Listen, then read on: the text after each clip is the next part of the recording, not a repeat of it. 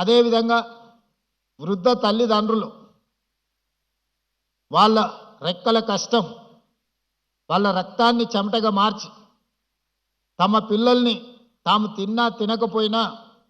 రూపాయి కూడబెట్టి వాళ్ళకు ఆస్తులు కానీ విద్యలు కానీ అన్నిటిని అందిస్తే వాళ్ళు వయసు మీద పడ్డప్పుడు కొంతమంది ఆ తల్లిదండ్రులను నిర్లక్ష్యం చేస్తున్నారు. అందుకే ఈరోజు డే కేంద్రాలుగా వయసు మీద పడిన వాళ్ళకు ఒక రిక్రియేషన్ ప్లేసు, అక్కడ అన్ని వసతులతో దేశంలోనే మొట్టమొదటిసారి వయసు మీద పడిన కుటుంబ సభ్యులకు ఈరోజు ప్రభుత్వమే కుటుంబంగా మారి వాళ్ళందరినీ ఒక దగ్గరికి తీసుకొచ్చి వాళ్ళందరినీ కూడా ప్రణామ్ పేరు మీద వాళ్ళందరినీ ఒక దగ్గరికి చేర్చి వాళ్ళకు అవసరమైన మానసిక ఉత్సాహాన్ని అందించడమే కాకుండా ఈ సమాజం కోసము తమ కుటుంబ సభ్యుల కోసం సర్వం త్యాగం చేసిన తల్లిదండ్రులను ఆదుకోవాలని ఈరోజు ప్రణామ్ కార్యక్రమాన్ని కూడా మన ప్రభుత్వం తీసుకున్నది. మొన్న జరిగిన గ్రూప్ 1 గ్రూప్ 2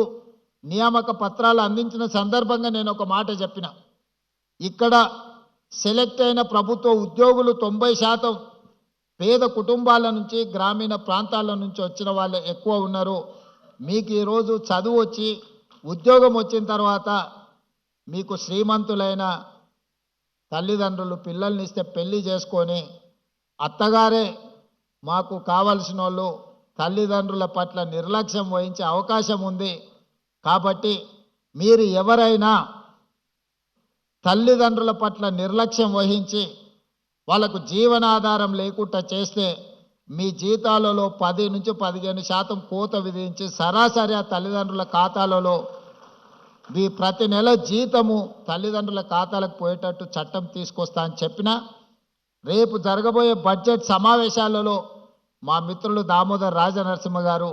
ఈ చట్టాన్ని ఏ విధంగా పొందుపరచాలనో, ఎవరైతే పిల్లలు ప్రభుత్వ ఉద్యోగాలలో ఉన్నారో తల్లిదండ్రులకు వాళ్ళ జీతాలలో కొంత ఇవ్వాలి. కష్టపడి పెంచి విద్య నేర్పి ప్రయోజకులుగా తల్లిదండ్రులు మారుస్తే ప్రయోజకులు అయిన తర్వాత తల్లిదండ్రుల పట్ల కొంతమంది నిర్లక్ష్యంగా వ్యవహరిస్తున్నారు. ఎలాంటి ఫిర్యాదు మనకు ఆ స్థానిక ఎంఆర్ఓనో లేకపోతే ఎంపీడీఓ దగ్గర తల్లిదండ్రులు మా పిల్లలు మమ్మల్ని చూసుకోవడం లేదని ఏదైనా ఫిర్యాదు ఇస్తే ఆ ఫిర్యాదును పరిశీలించి వాళ్ళ పిల్లలు ప్రభుత్వ ఉద్యోగస్తులైతే వాళ్ళ జీతాలలో 10 నుంచి 15% కోత విధించి సరాసరి ఆ తల్లిదండ్రుల ఖాతాలకు పోయే విధంగా మనం చట్టంలో మార్పు తీసుకురావాల్సిన అవసరం ఉన్నది.